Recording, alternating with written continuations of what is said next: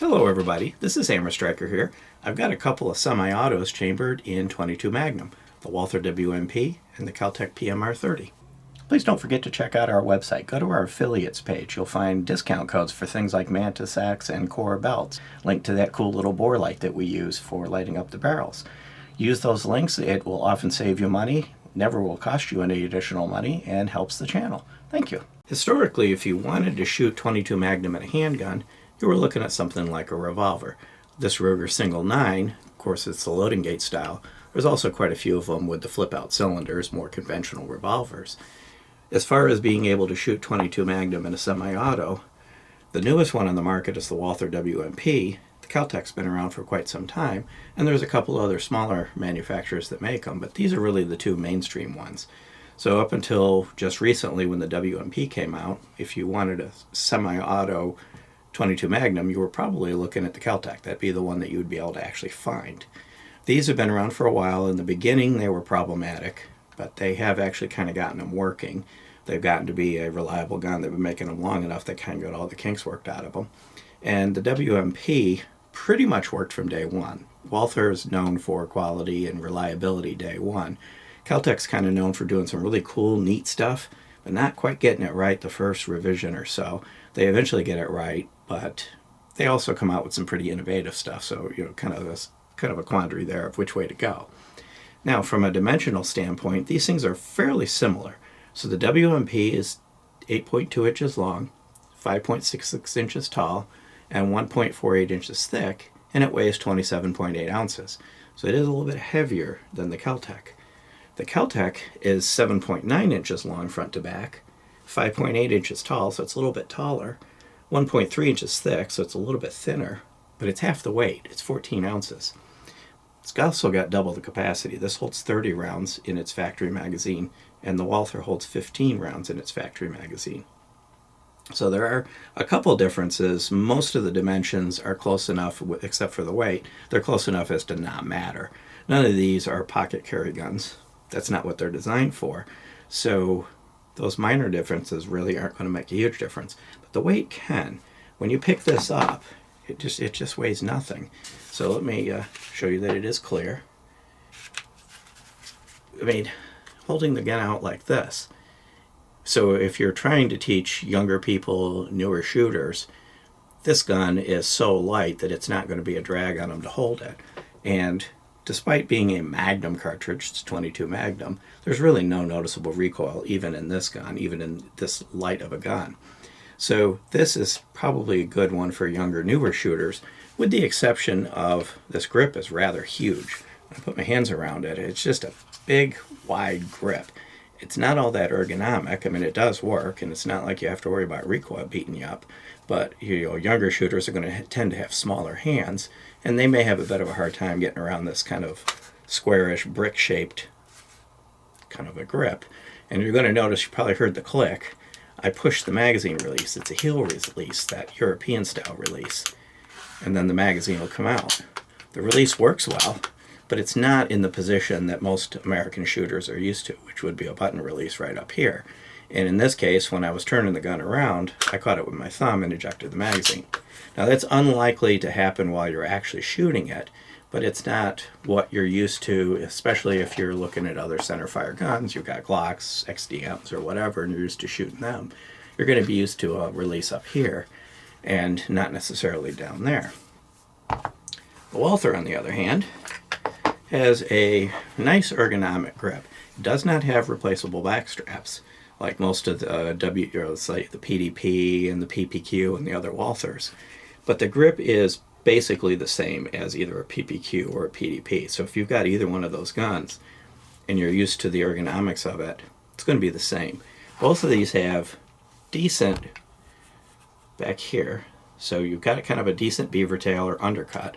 So you're unlikely to get slide bit by either one of them. Probably even less likely by the PMR because the slide's way up here at the top. But even on the Walther, you're so far up under there that as the slide comes back, it's nowhere near you. And of course, these don't recoil at all. By the time you get into 27 and 28 ounces, there's no noticeable recoil. It's like shooting a 22 LR. which, by the way, neither of these can shoot. These are 22 Magnum only. Some revolvers you can do conversion between 22 LR and 22 Magnum and back and forth. These are 22 Magnum, period. And it is not safe to shoot 22 LR in a 22 Magnum chamber and barrel, or vice versa. And of course, 22 LR wouldn't even cycle these. Both of these require ammo they like. The Walther has a decent list on their site of specific ammos they've tested it with, what that work well and not. That's not unusual, especially in a semi-automatic with the rimfire cartridges. They kind of calibrate them for a particular bullet weight and velocity, and both 22 Magnum and 22 LR kind of vary. There's a wide range of bullet weights and velocities, and these are all straight blowback. All the rimfire guns are straight blowback. So Keltec, by now, you'll probably be able to find a lot of stuff on the internet of what it will and won't eat. The Walther, there's actually documentation on their site of what works best with it, what they've tested it with, and what is less optimal. As you can see, both of them have rails. Lots of slots on the PMR-30. Up here on the Walther, you've actually got, looks like 5 slots. So if you're going to want to mount a light or laser, there's plenty of room to mount lights and lasers and whatever other accessories, grenade launchers, whatever else it is that you want to put on these things. From a sights perspective, the Keltec does kind of win. So Keltec has high-vis fiber optic sights front and rear. The Walther has a fiber optic front sight, but a blackout rear sight. I'm not a fan of blackout rear sights. Now on the Walther, they're both drift adjustable because they're dovetailed, so both can be adjusted. Actually, the front sight on the Walther is not dovetailed. It's screw. There's a screw from underneath, kind of like a Glock.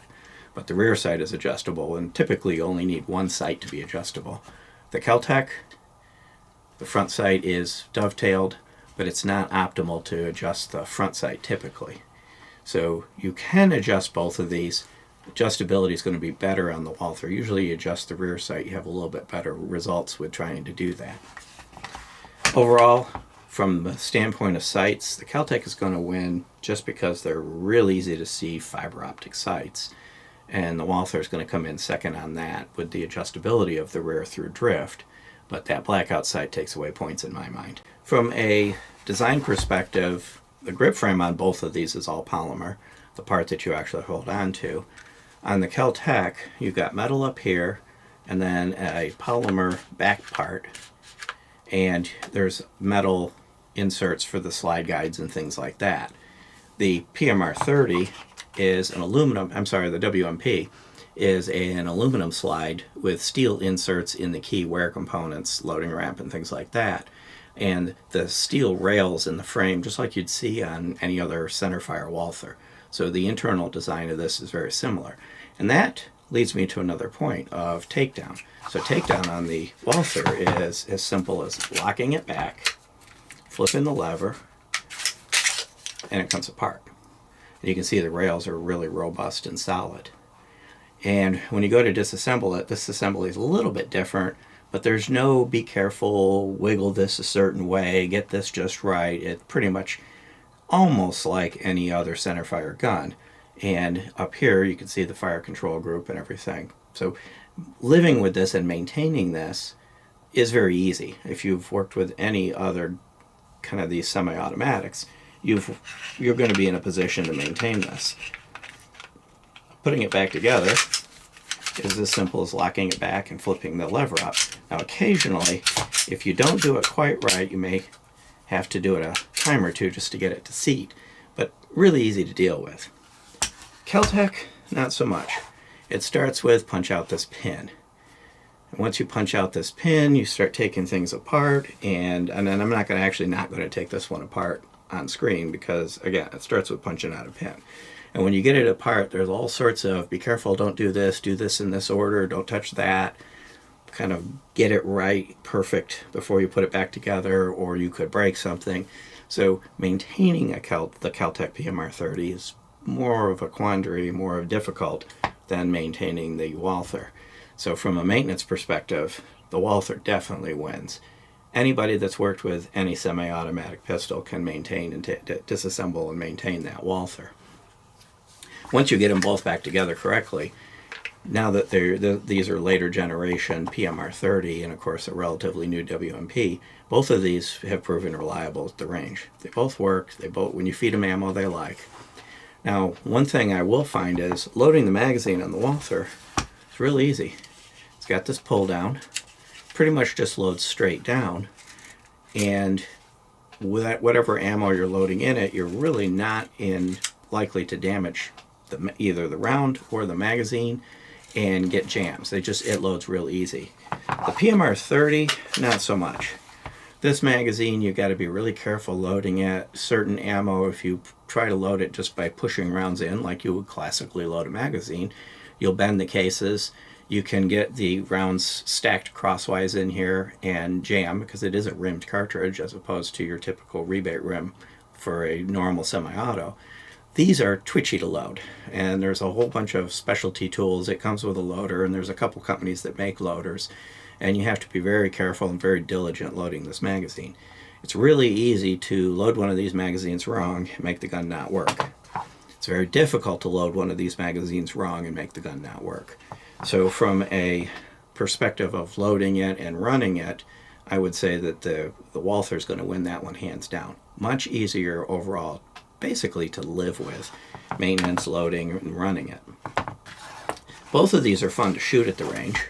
Both of them have roughly the same trigger. These, I can't dry fire these even though the Walther is rated to be dry fire safe. I don't dry fire rimfire guns because it's just too easy to damage them.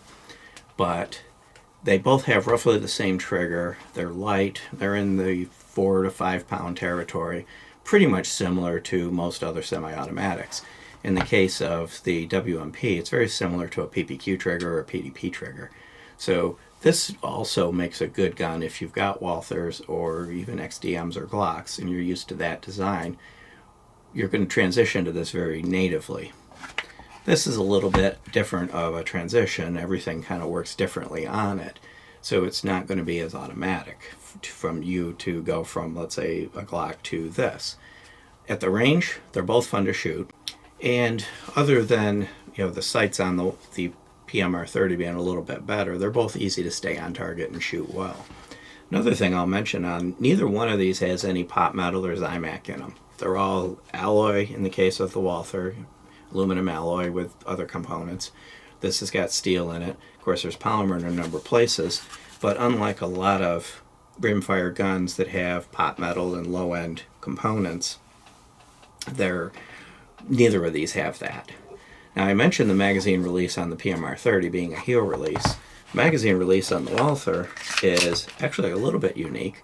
So when you first look at it, it kind of blends in that there is a paddle release here, just like the original PPQ. And there's one on this side, so it's ambidextrous. Also notice there's a button, and that button also releases the magazine. I did find that at least with my hand in the grip, it was easier to use the paddle and get reliable release than for me to use the button. Trying to reach up here to get the button, kind of a little bit difficult. I had to kind of turn my grip a little bit to do it. So I used the paddles. All four of them are independent, so you can use any one combination of any of them. So if you're used to the paddles, there's one on each side, regardless of which way you're gripping it. And if you're used to the buttons here, just keep in mind that the grip is a little bit thicker, simply because the round is longer. It's 22 Magnum. And depending on your hand and the angles, it may be a little bit easier to use the paddles. But I like having the diversity of choices of the mag releases versus the single heel release on the Keltec. This is more what Americans at least are used to as far as how their guns work. I think that now that we're into the later generations of the Keltec, unless you're buying a really old used one, this will be reliable. The Walther's already proven its reliability. Both of these will give you trouble if you feed them ammo they don't like. So again, keep paying attention to what ammo is documented by the manufacturer in the case of the Walther, or documented widely on the internet in the case of the Keltec. It's been around so long. MSRP on these is actually within a few dollars of each other. So the Walther is $549 MSRP. The PMR-30 is $545 MSRP. So from an MSRP perspective, it doesn't make a difference which one. From a availability, the PMR has been around long enough, it's often discounted. The Walther is a little bit newer, a little bit harder to find, so you may pay closer to retail on the Walther at the moment, but give it time and they'll both settle down. So to get a 22 Magnum semi-automatic in the 550-ish territory, maybe less, is actually a pretty good price for getting into that ability to have that semi-automatic gun. Since there's really not a big difference in price or anything else, it comes down to which one would I pick. Personally, I would pick the Walther. A proven track record of the company and the more conventional usage of it. Maintenance and everything else just kind of works like every other gun I'm used to. I would pick the Walther. But I don't think whichever one you pick, you're going to go wrong with. Beyond that, if you like our videos, please give us a thumbs up, share, subscribe, click that bell to be notified if you do. Check us out on Facebook, Patreon, Instagram, Getter, Twitter, kind of everywhere. Thank you.